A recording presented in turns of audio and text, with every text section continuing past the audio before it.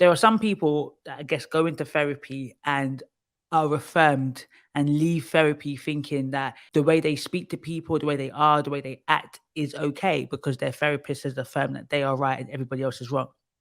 It should be an absolute baseline question in a therapy intake to ask somebody the last time they were wrong in a situation. Tell me about an interpersonal conflict where the other person was at least partially right. Because if a person cannot answer that question, therapy is just setting them up with the tools and the vocabulary to be worse. Listen, I love therapy. I love my therapist. I hope you haven't found my TikTok. But as therapy becomes destigmatized, it's led to a lot of people participating in it who just want to be able to put in their Hinge bio that they're in therapy and not actually do any of the real work. And listen, that's fine. Keep therapists in business, create space for yourself, but providing a bunch of people with the academic vocabulary to justify their own behavior at any cost in any context, it's creating a master manipulator generation. I fear we may be about to fly too close to the sun.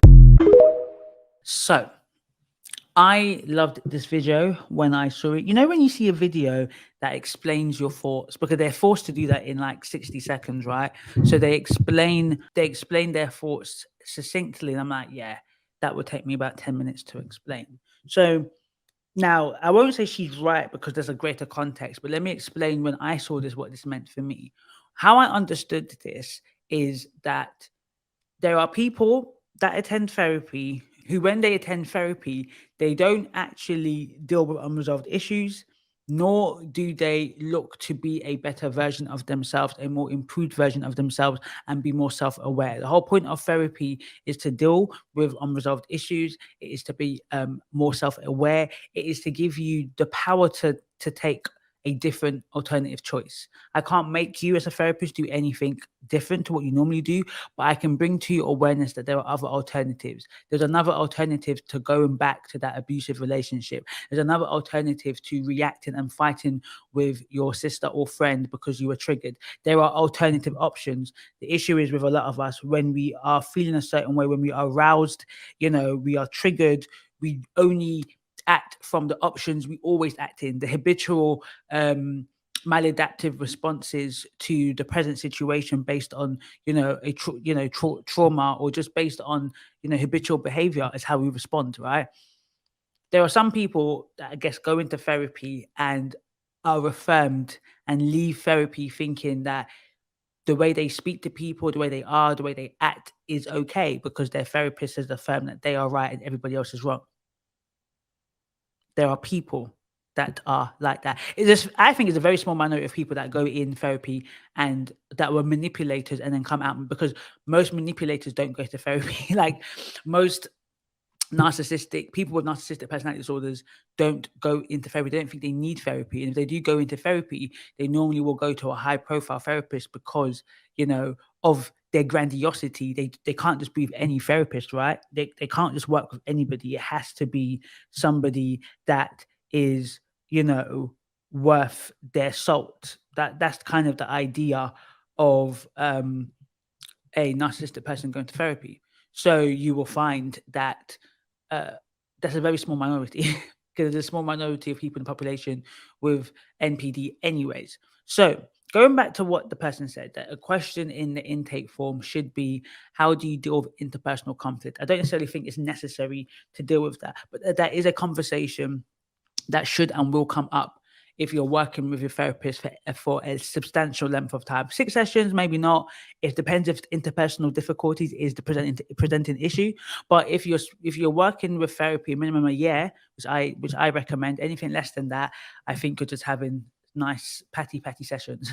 You're not doing anything less than, and okay, you can do 6 months of therapy and do a lot of work, but you got to realize that 20 years, 15 years, 30, 40, 50 years of life is not going to be resolved or dealt with in 6 months of therapy. You don't even scratch the surface, let alone touch the surface, mate. You're not even on the surface.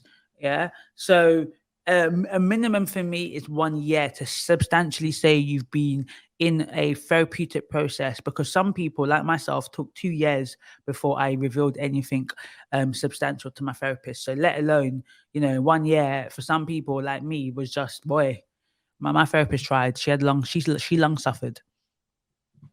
But what was very important for me taking from this video is the idea that therapists can be, um, well, maybe without knowing, they could be enabling people who out in society are one way. You have to understand when you come into therapy, that's 1 hour of the week, unless you're in psychoanalysis and doing 3 hours of a week, 3 hours or five days a week, right?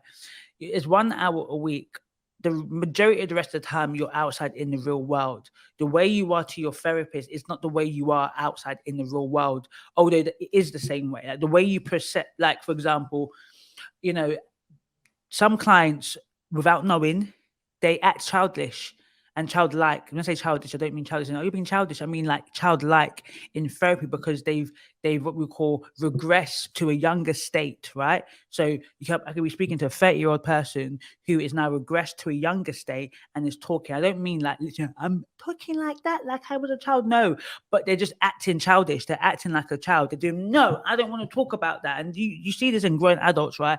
They're in a trauma response. It's not like they wouldn't behave like this outside. So I could be talking to CEOs who are big CEOs of multi-complex organizations, bossing people around, but in therapy dealing with their deep trauma, they regress to a 12-year-old. So that's why I'm saying that you're not going to be regressing to a 12-year-old in the boardroom, But the reality is the way in which you appear in the world will be somewhat on what we will see and understand and pull back in the session over a period of time. So, for example, I've had clients who I've perceived them to be very introverted and very shy, and they're like, "No, I'm the life of the party," And you're like, "Oh, that's not the imagination, the picture that I got from how we communicate." So something about how we communicate and how you present yourself here, I had a totally different picture to how you supposedly say you are outside. It was a big shock to find out that the person is very extroverted and very bubbly. That's not how the person presents in therapy. Whereas some people, it's consistent. Like I know, even though it took me 2 years because of my defenses, my extroverted personality, how I was evident in therapy. So I don't think there was a point in time where I said to my therapist, I was this way. And she's like, huh? Because that is how I kind of present in therapy at the core, if that makes sense.